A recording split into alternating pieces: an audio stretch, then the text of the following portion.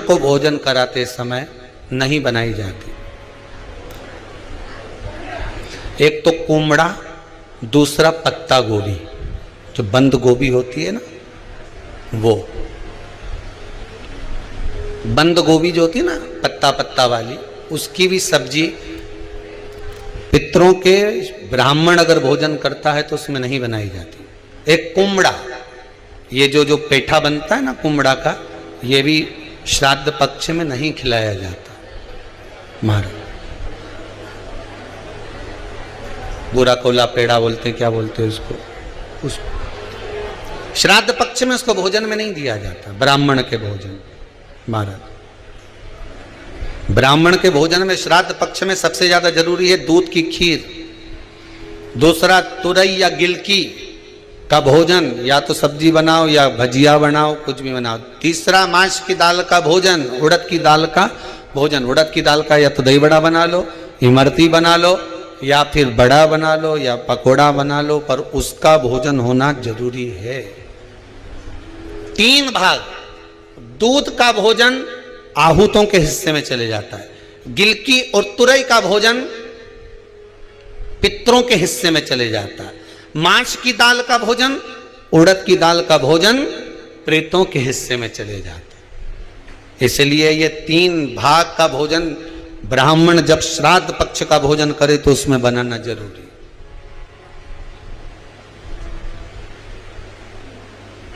बहुत जरूरी। आपके यहां जब श्राद्ध हो भोजन अवश्य मिले। कई लोग कहते हैं गुरुदेव जब हम गया जी से आ जाएं तो क्या ब्राह्मण भोजन कराना जरूरी है? क्यों नहीं, कराओ, क्यों नहीं करा? क्या गाय की रोटी निकालना जरूरी है? स्वान की रोटी निकालना जरूरी है?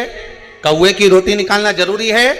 हम कहते हैं अगर श्राद्ध गया जी का हो गया तो भले कौवे की मत निकालो, पर गाय की, स्वान की, ब्राह्मण जन की भोजन प्रसादी जरूरी। देखिए जब ज्यादा घर में पितृदोष हो ना, ऐसा लगे कि पितृदोष बहुत ज्यादा है, 1 रुपए कमा रहे हैं, 1.25 रुपए खर्च हो रहा है, हाथ में पैसा नहीं टिक रहा, दुकान 4 दिन अच्छी चल रही है, फिर व्यापार डाउन हो जाता है, कोई पैसा लेकर भग गया, नहीं दे रहा, कहीं कर्जा मात्रा बढ़ गई है, ये पितृदोष के लक्षण है कुछ। इसमें आपके घर में जो भी रुद्राक्ष पड़ा हो, जो भी रुद्राक्ष रखा हो, क्योंकि संभाल के तो आप रखते नहीं, पटक देते यहां में, जो भी रुद्राक्ष आपके घर में रखा हुआ, एक पानी के पात्र में उस रुद्राक्ष को डाल दीजिए, उसमें 1 चावल का दाना डाल दीजिए। महाराज परिंदा जहां होता है, मटका, हंडा या रसोई घर में आपका जो पानी भरने का स्थान होता है, जिसको आरो क्या क्या लगा के रखते हो, उसी के कहीं पास में उस कलश को रख दीजिए, ऊपर से उसको ढक दीजिए।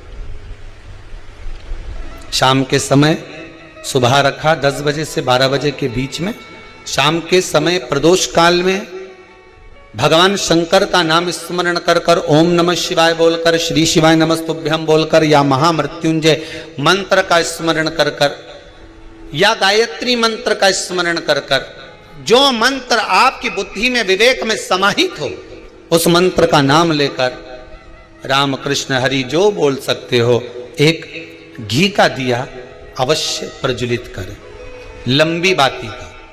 कौन सी बाती का? फूल बत्ती का नहीं, गोल बत्ती का नहीं, लंबी बाती का। बत्ती का मुख दक्षिण की ओर, कहां पर होना चाहिए? दक्षिण की ओर, ना पूरब, ना पश्चिम, ना उत्तर। बत्ती का मुख कहां हो? दक्षिण की ओर। जैसे श्राद्ध पक्ष में ब्राह्मण को जब भोजन कराते हैं तो ब्राह्मण का मुख श्राद्ध पक्ष के भोजन कराते समय अगर पूरब, पश्चिम और उत्तर का होता है तो श्राद्ध के भोजन का फल नहीं मिलता, उसका मुख दक्षिण का होता है। तो हमारे घर के जितने भी पितर उस तिथि में गए होते हैं सबको उसका भाग मिल जाता है और पितृदोष समाप्त हो जाता है। इसलिए ब्राह्मण का मुख श्राद्ध पक्ष में भोजन कराते समय दक्षिण का होना चाहिए।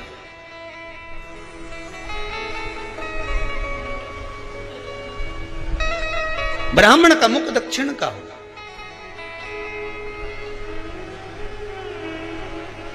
यहां तक शास्त्र कहता है महाराज, अगर गौ माता को श्राद्ध पक्ष में अगर भोजन दे रहे हो तो गाय का मुख अगर दक्षिण का है, गाय का, आपका मुख भले उत्तर का हो, गाय का मुख दक्षिण का हो, आपका मुख भले पूरा पश्चिम कहीं का, गाय का मुख अगर दक्षिण में, अगर आपने दक्षिण में गाय को खड़ी कर रखा है और दक्षिण में उसका मुख और आप भोजन दे रहे हो तो शास्त्र कहता है कि किसी पिंड की जरूरत नहीं पड़ती, गाय स्वतः कल्याण कर देती है, गौ माता स्वतः कल्याण कर,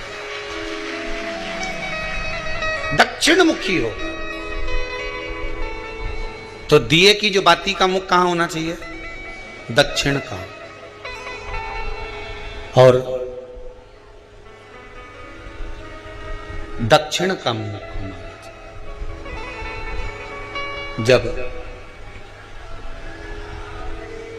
जब दक्षिण का मुख हो, दक्षिण की ओर बाती हो महाराज, तब दक्षिण की बाती जलाने के बाद में भगवान से वहीं पर प्रार्थना करें।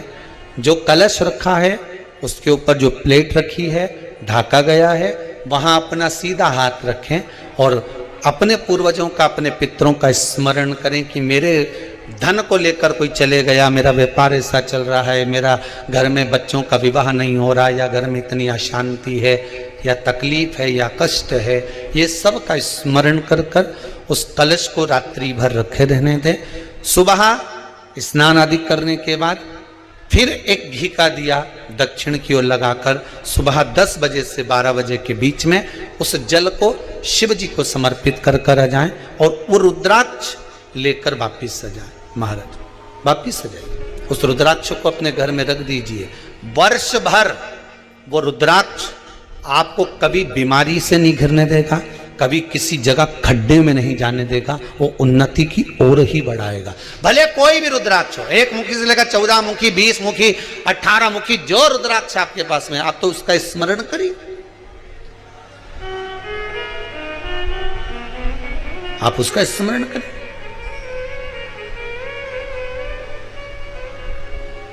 रुद्राक्ष का जल शिव को समर्पित करें। पितरों के जितने भी द्वार हैं, पितरों के जितने भी दरवाजे हैं, पितृलोक में जितने भी पितृ विराजमान होते हैं महाराज, ये सब शंकर के ऊपर चढ़े हुए जल का भाग ग्रहण करते हैं, शिव के ऊपर चढ़ा।